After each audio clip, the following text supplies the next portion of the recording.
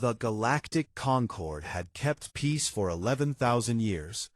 Not through kindness, not through laws, through one simple truth that every species learned, or died learning. The strong eat the weak. This was not cruelty, this was nature.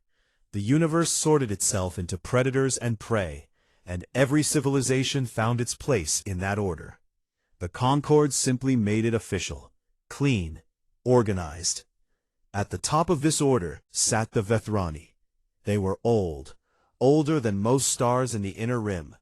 Their skin was pale like bone, their eyes held no warmth, and their ships moved through space like death itself, traveling between meals.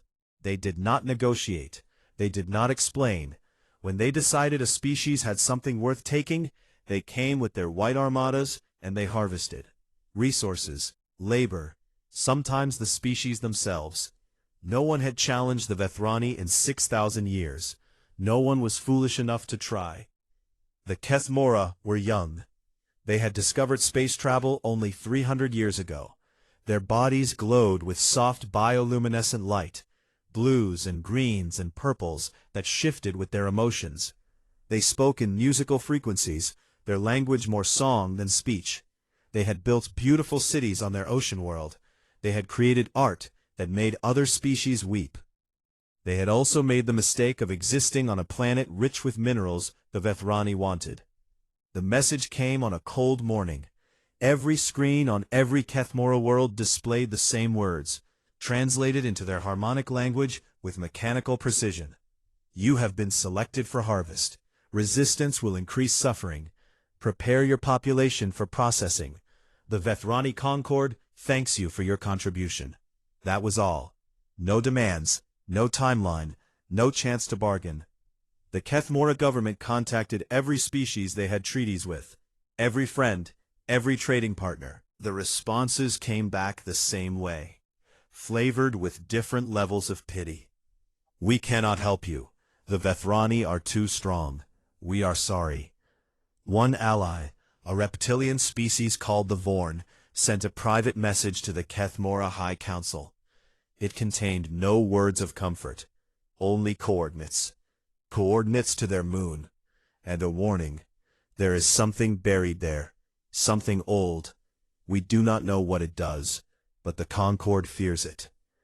The artifact was beneath 2 kilometers of rock. It should not have existed. The Kthora had mapped their moon completely. They had never detected this chamber, this machine, this thing that looked like a pillar of black glass, reaching up into darkness. Old.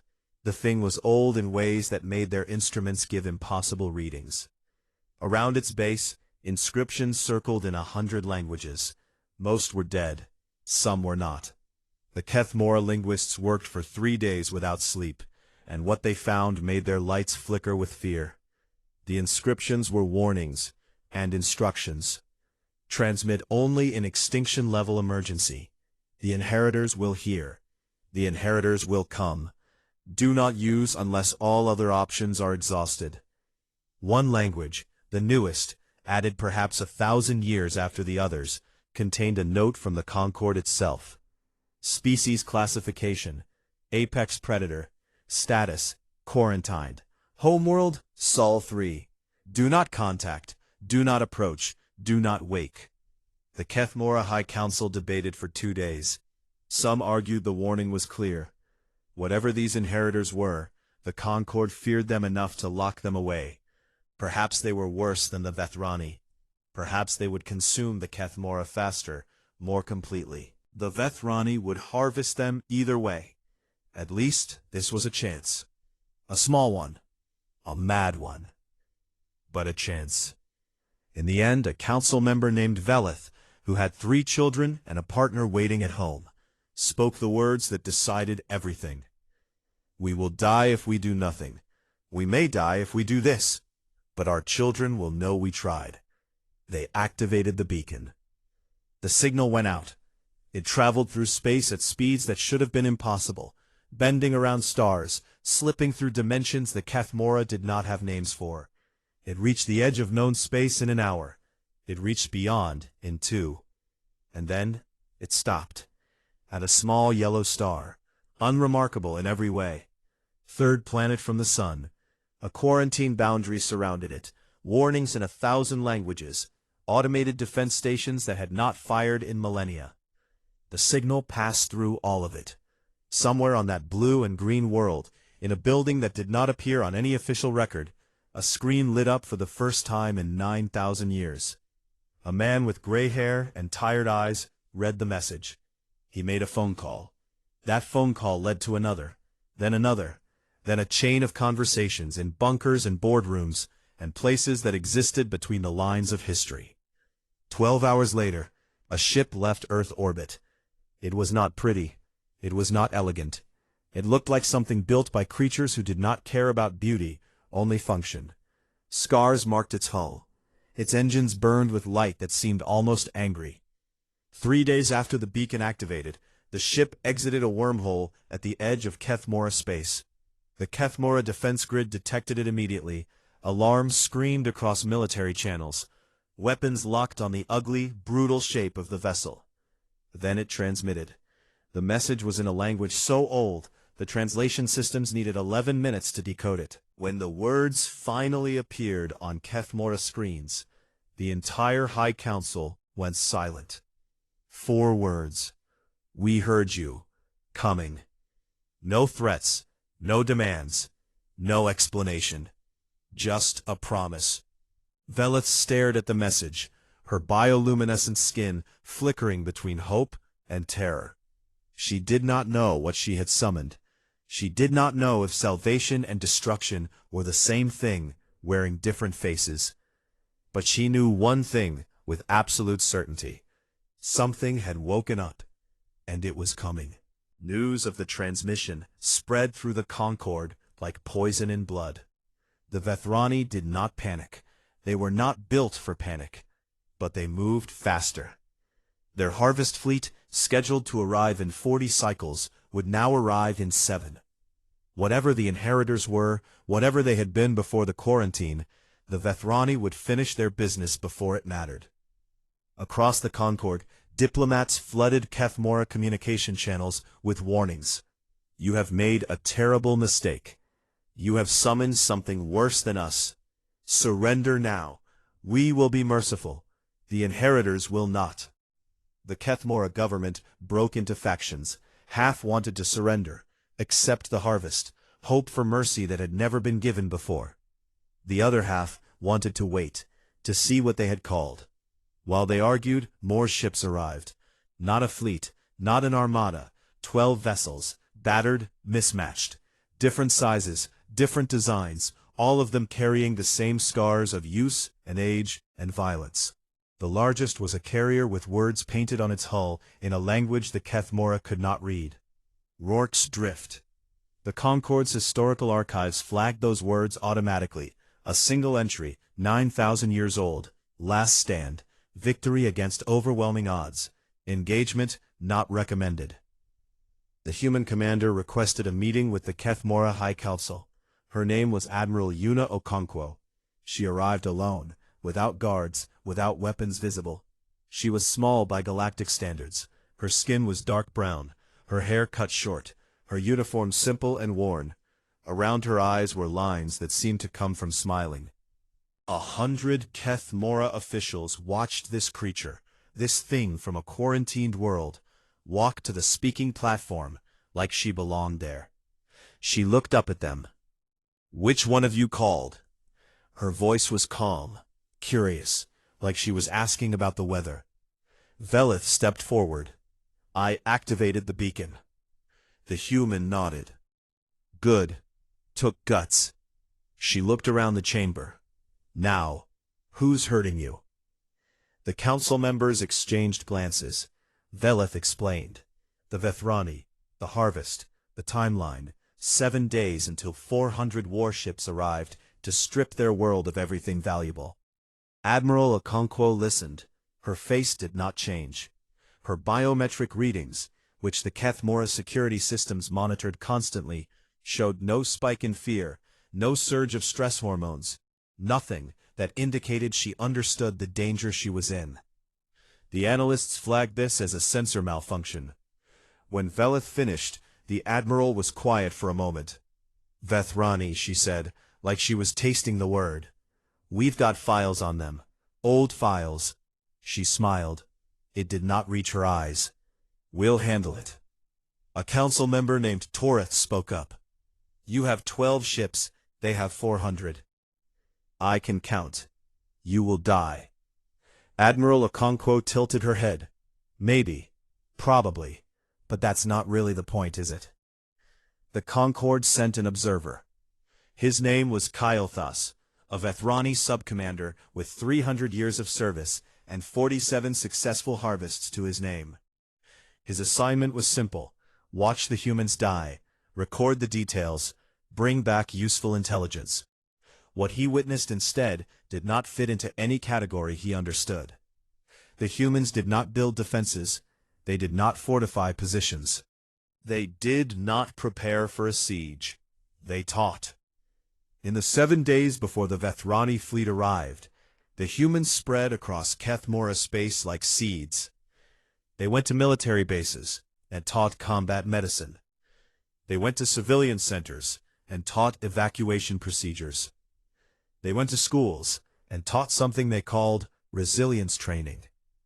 One human marine, a woman with old scars across her throat, sat with a group of Kthora children in a shelter. She was teaching them a song. The words were in her language, but the melody was simple enough to follow.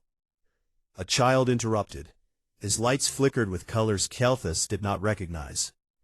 "Why are you here?" The marine stopped singing. "What do you mean?" "You came from far away. The Vthrani will kill you. Why did you come here to die for people you don't know?" The marine was quiet for a long moment. Then she knelt down so she was at eye level with the child. "Because someone should." 4 words. Kyothas recorded them, analyzed them, ran them through every psychological profile his people had built over millennia of studying prey species. They did not fit. Prey did not sacrifice for strangers. Prey ran, prey hid, prey surrendered and hoped to survive.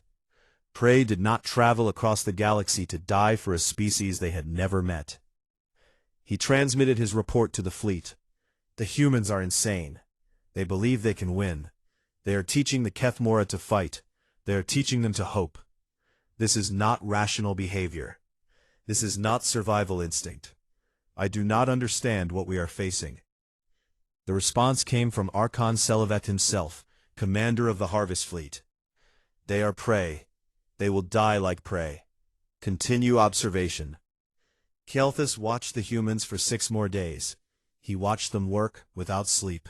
He watched them laugh with the Kthora, share meals, tell stories about a blue planet far away. He watched them check their weapons with the casual ease of creatures who had done this many times before. On the 7th day, the Vthrani fleet arrived. 400 ships dropped out of faster-than-light travel at the edge of the system. They arranged themselves in standard harvest formation.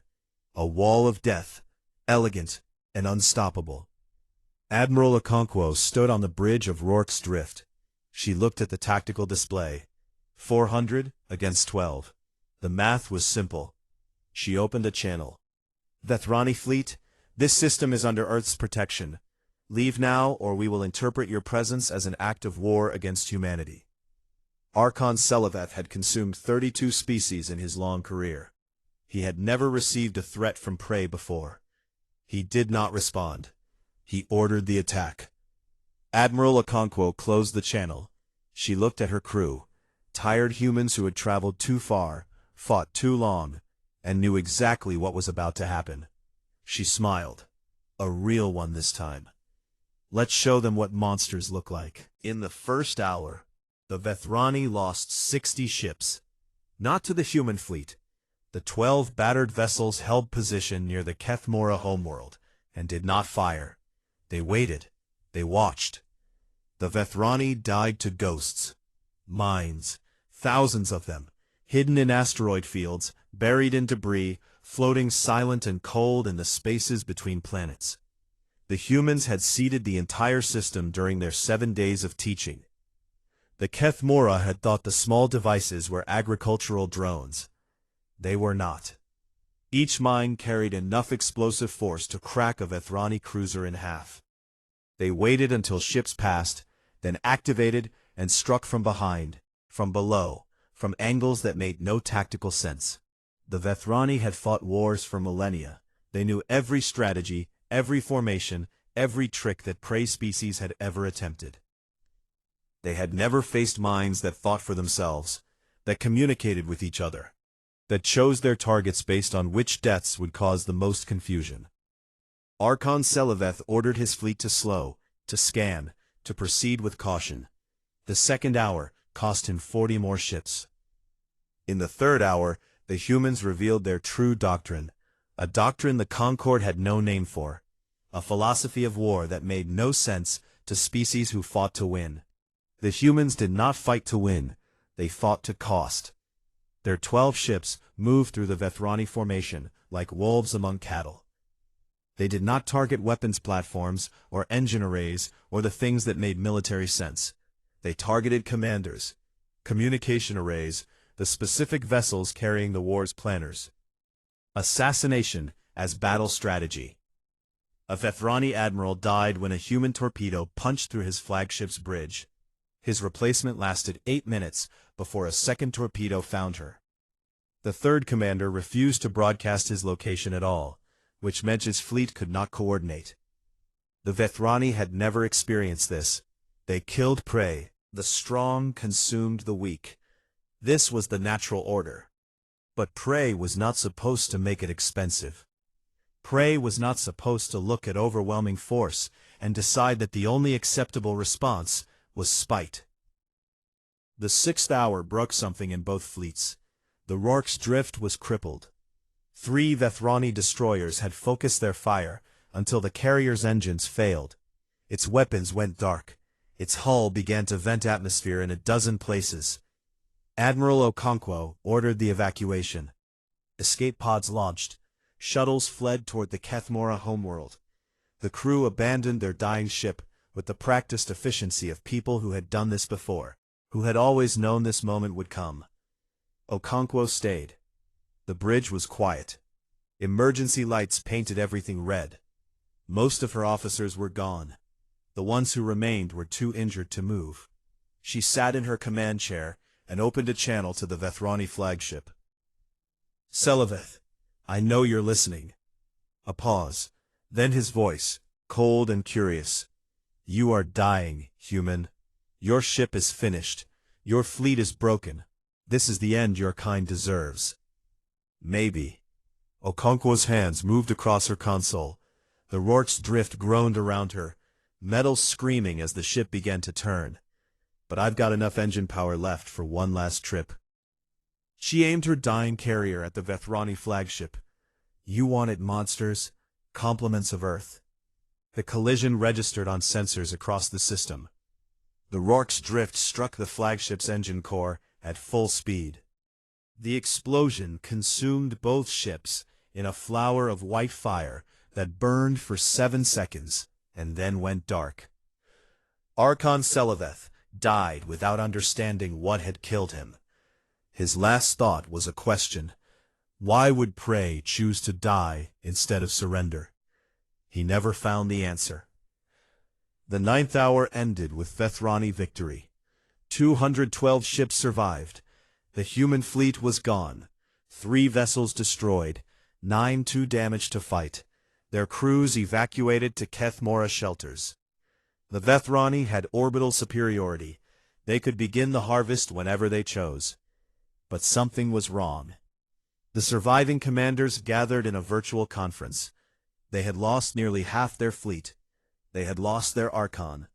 They had lost the clean, surgical harvest that was supposed to take 3 days and cost nothing. And then the second transmission arrived. It came from Sol 3, from Earth, from the quarantine zone that no one had approached in 9,000 years. The message contained no words, only coordinates. 47 locations across Vthrani space, major population centers, breeding colonies, sacred archives that held the memories of their species. their homeworld. The message was clear. We know where you live. The surviving Vthrani commanders stared at those coordinates. They understood for the first time what they were truly facing. The humans had not expected to win this battle. They had known from the beginning that 12 ships could not defeat 400. They had come anyway. They had fought anyway. They had died anyway. And while they were dying, they had been transmitting, recording, sending every piece of intelligence about Vthrani fleet movements back to a planet full of creatures just like them. Creatures who did not fight to survive. Creatures who fought to make sure that survival would never be worth the cost. On the Kthora homeworld, the survivors gathered in shelters and watched the sky. The Vthrani ships hung there like vultures, like death waiting to descend. But they did not descend. Hours passed, then days. Velith found the scarred Marine, the one who had taught the children to sing, sitting alone in a corridor. Her people were dead. Her admiral was dead. Everything she had come to protect was still in danger. Why are they waiting? Velith asked. The Marine looked up. Her eyes were red, her face tired, but something in her expression was not defeat. Because we taught them something. What? That we're not prey. She smiled, and it was a terrible thing. We're the thing that makes hunting expensive, and they're doing the math right now, trying to figure out if anything in this system is worth what they'll lose when the next fleet comes, and the one after that, and the one after that. Velith's lights flickered with confusion. There will be more? There will always be more. The Marine stood up, groaning with the effort. That's what we do. That's what we've always done. We remember, and we come back. High above, the Vthrani fleet received new orders from their homeworld. Retreat. Reassess. This harvest is no longer cost-effective. The ships turned. One by one, they entered faster than light travel and disappeared.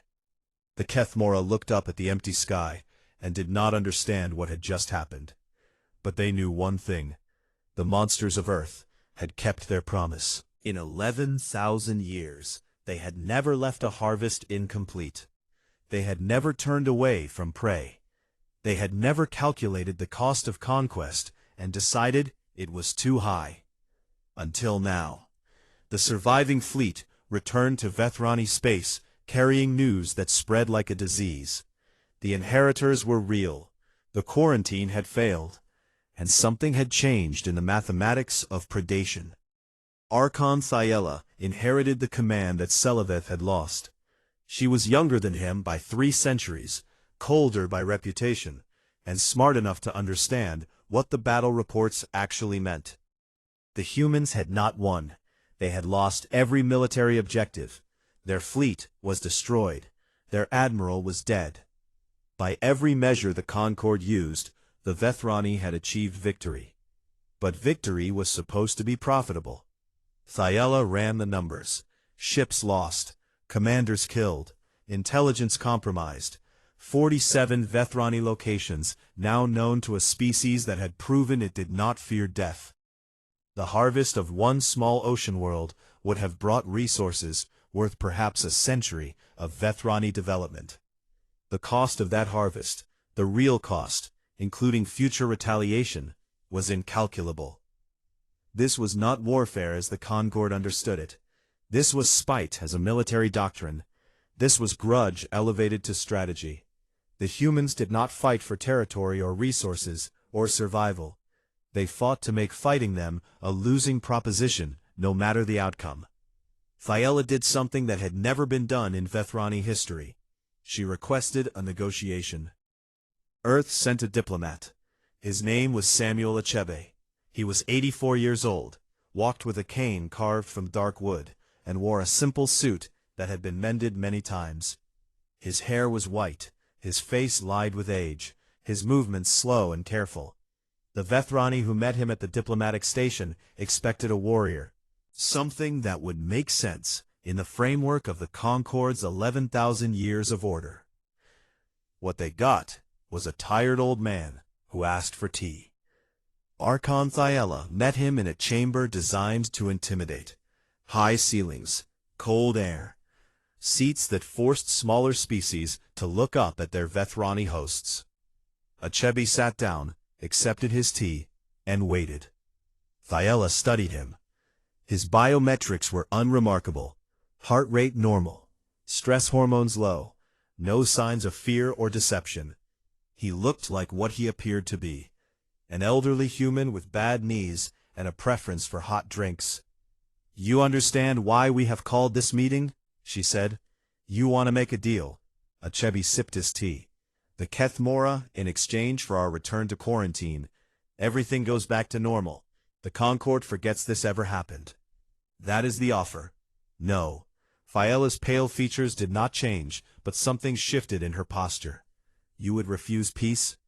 "I would refuse that peace." HFY set down his cup. "You don't understand what you woke up, Archon. We spent 10,000 years in quarantine. Do you know why? Because you were dangerous. Because we were too dangerous for your Concord, but not because we were predators." He leaned forward, and for a moment, his tired eyes held something that made Thyella want to step back. "Because we were the only species that would die for strangers, and you have just shown the galaxy that we're still here." The meeting lasted 3 hours. HFY did not threaten. He did not bluster. He spoke in the calm, measured tones of a man explaining something obvious to someone who should already understand. He told Thyella about Earth's history, the wars, the genocides, the empires that rose and fell in blood. He told her about slavery and conquest and the systematic destruction of their own world. He told her about weapons that could crack planets, diseases engineered in laboratories, poisons that could sterilize entire ecosystems. "We know what monsters are," he said. "We have been them. We still carry that potential in every cell of our bodies. But we made a choice, Archon.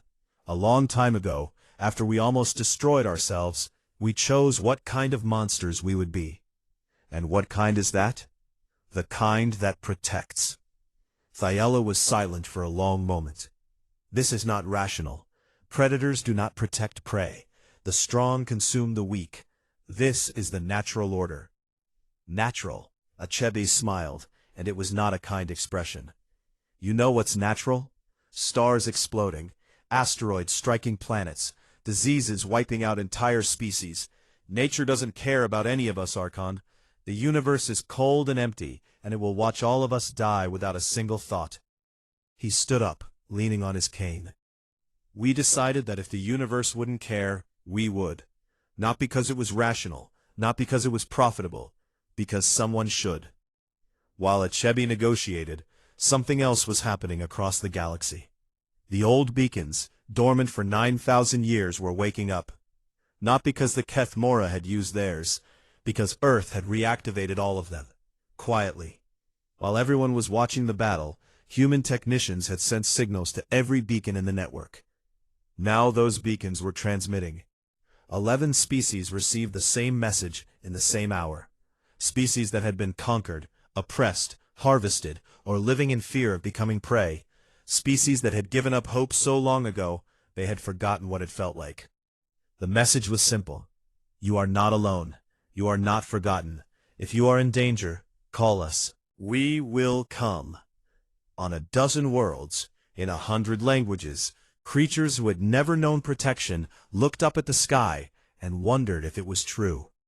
Thyella returned to the Vthrani homeworld with HFY's response. The humans would not go back into quarantine. The humans would not pretend this had never happened. The humans would protect any species that asked for protection, and they would make the cost of predation so high that no one would be willing to pay it. The Concord's Council received this news with something that in any other species might have been called fear. "They cannot protect everyone," a council member argued. "They are one species, we are hundreds." "They do not need to protect everyone." Thyella's voice was flat. "They only need to make us believe they might. They only need to make the calculation uncertain. Would you risk your homeworld to harvest one planet? Would you risk your breeding colonies? Your archives?" Silence. "They are not fighting a war," she continued. "They are changing the rules. They are making the Concord choose between predation and safety. and they are betting that when forced to choose, we will choose survival. And if we destroy them instead, all of them? Thyella thought of the old man with his cane and his tea. She thought of Admiral Okonkwo flying her dying ship into a flagship. She thought of soldiers teaching children to sing in shelters. We could try, she said, and we might succeed. But they would make us pay for it. Every ship, every world, every generation, they would make us remember forever what it cost to kill them. She looked around the chamber, and they would make sure that everyone else remembered too. The Concord did not decide anything that day, but the seeds had been planted. The universe was changing, and the monsters of Earth were just getting started. The galaxy was not the same place it had been before the Kthora sent their signal. Something had cracked in the old order. Something that could not be repaired. The compact of protected worlds grew slowly at first. The Kthora, 3 other species who had faced harvest and survived with human help. Then more. 17 species in 5 years. All of them former prey, all of them now standing behind a wall of ugly human ships and the promise of infinite cost. The Concord fractured. Some predator species refused to change. They tested the humans again and again, attacking protected worlds, expecting different results. They learned the same lesson each time. The humans did not need to win. They only needed to make every victory a loss.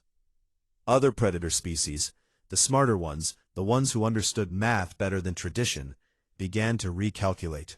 Harvests became rarer. Wars became more expensive. The old order, built on the certainty that the strong would always consume the weak, started to rot from within. The Vthrani watched this happen and understood what it meant. Archon Thyella requested a second meeting. Not for negotiation this time.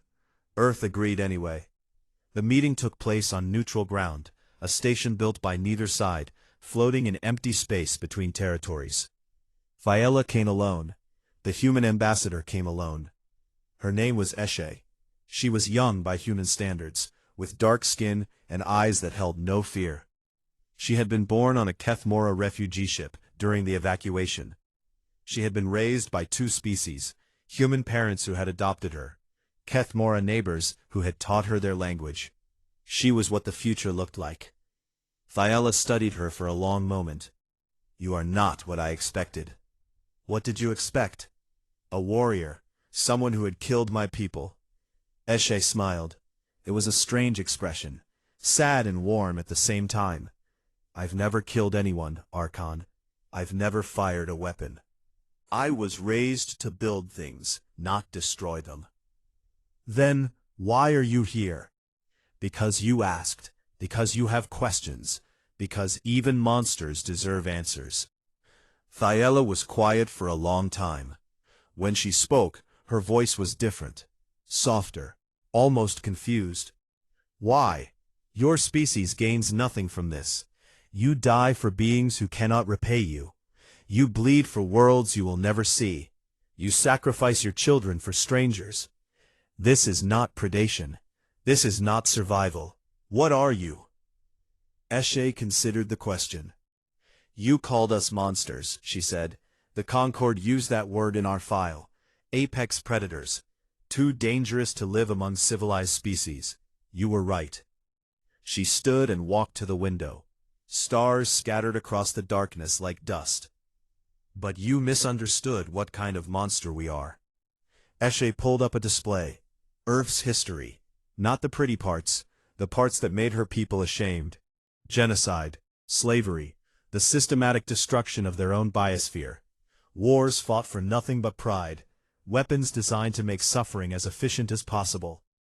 The long, bloody centuries when humans had been exactly the predators the Concord feared. This is what we were, Eshe said. This is what we are still capable of becoming. Every human alive carries this history in their bones. We know what monsters look like because we see them in the mirror.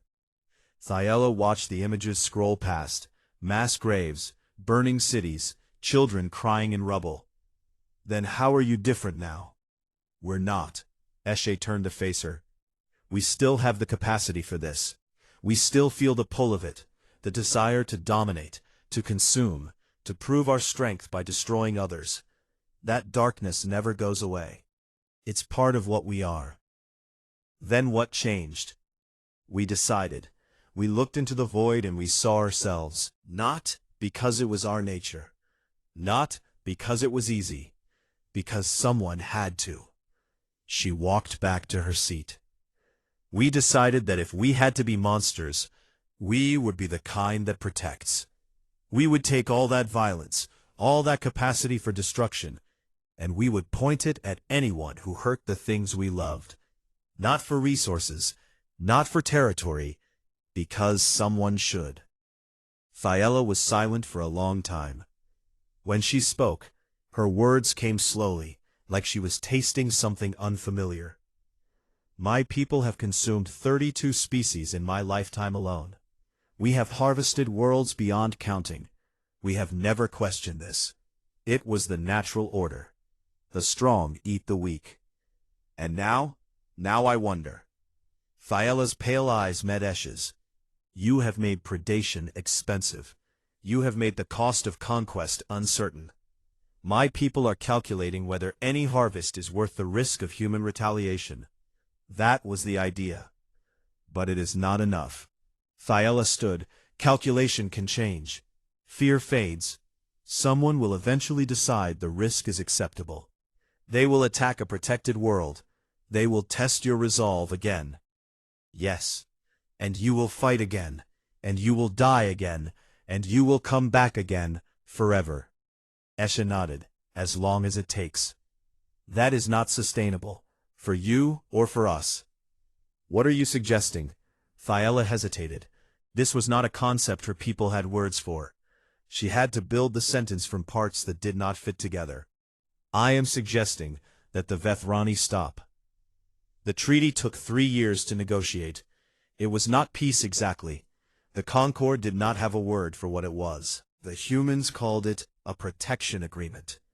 A promise that the Vthrani would stop harvesting intelligent species in exchange for human technology, human medicine, and human teachers. Not everyone accepted it. Some Vthrani factions rejected the treaty completely. Some human factions thought it was too generous. The galaxy was full of species who wanted to keep fighting, keep predating, keep consuming. But the change had begun. 10 years after the Battle of Kthora, an old human marine sat in a classroom full of glowing children. Her name was Sarah. She was the one who had taught the Kthora children to sing during the war. The scars on her throat had faded to silver lines. Her hair had gone white. Her hands shook when she wrote on the board. But she was here, still teaching. A child raised a tentacle. Teacher, I have a question. Go ahead. Were humans always protectors? Sarah was quiet for a long moment. The children waited, their bioluminescent skin flickering with curiosity. No, she said, we weren't. A long time ago, we were the thing that needed stopping. We hurt each other. We hurt our world. We hurt everything we touched. What happened? We almost destroyed ourselves. We came so close to extinction that we could taste it. And in that moment, we made a choice. Sarah looked out the window at the rebuilt Kthora cities, the ships carrying goods between worlds, the future that had been earned in blood. We chose to become the thing that stops. The child thought about this. That's scarier, they said. Sarah smiled, not with her eyes this time, with something older. Something that remembered all the graves, all the names, all the friends who had died so that glowing children could sit safely in classrooms and ask questions. Yes, she said, it is. The children scattered to their next class, their lights dancing with excitement about lunch and games and all the small things that matter to the young. Sarah stayed behind. She looked at the empty desks. She thought about everyone she had lost. And she knew with absolute certainty that it had been worth it. Not because they had won, not because the galaxy was finally safe. It would never be safe. There would always be predators, there would always be prey, There would always be someone willing to hurt the helpless. But now there would also be humans, monsters who had chosen mercy, killers who had learned to protect, the thing in the darkness that the darkness had learned to fear, not because they were the strongest, because they were the ones who would never stop coming. Sarah picked up her cane and walked out into the sunlight. The galaxy was still broken, still dangerous, still full of species that wanted to consume each other. But it was also full of something else now. Hope. And that, she thought, was enough.